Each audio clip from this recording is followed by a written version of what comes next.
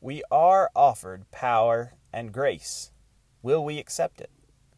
In our passage today, Jesus has just returned from his time on the mountaintop, where he was transfigured into the fullness of his divine power, and where he consulted with Moses and Elijah.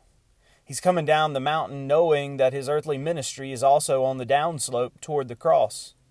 He is coming down the mountain with all the highs and lows of life and ministry swirling around him. And the first thing that comes across his path is a man in a great crowd that was looking for him.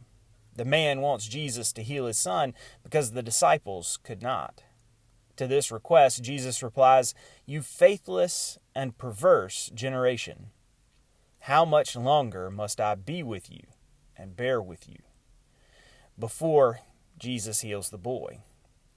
But who is Jesus frustrated with in this moment? His exclamation is aimed at the whole generation, but it's said in response to the father of the boy who the disciples couldn't heal.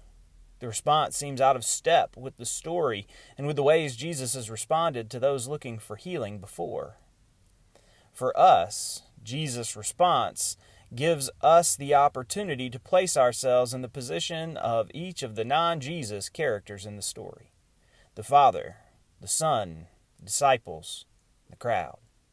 From each of those perspectives, the commonality is that Jesus' presence in the world has introduced a power and a grace that we have to accept for ourselves.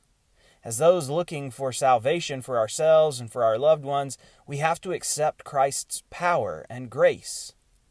As disciples seeking to serve in mission and ministry for the kingdom, we have to accept Christ's power and grace for ourselves. As the crowd seeking Jesus, we have to accept the power and grace Jesus offers us.